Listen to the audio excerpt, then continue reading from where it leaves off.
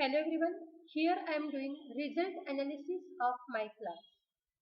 Here we will see how to find out how many students pass or fail in a particular subject. Here students roll number and name is given here, and here is number of subject. This is subject number 1, 2, 3 till the 8.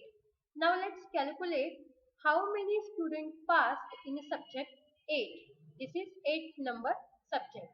So here we'll calculate how many students passed in this particular subject. So just type equal to, then count if. We will use the formula count if. Then select the range from first student to the end. So select the range first. So this range is till this point. So select the range.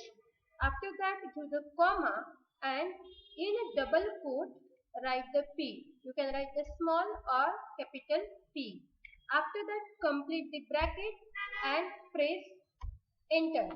See, 64 students pass in particular subject out of 75 students. So here you can calculate the result also, result in percentage. How many students? These are the total 75 students. So here you can calculate the result in percentage like equals to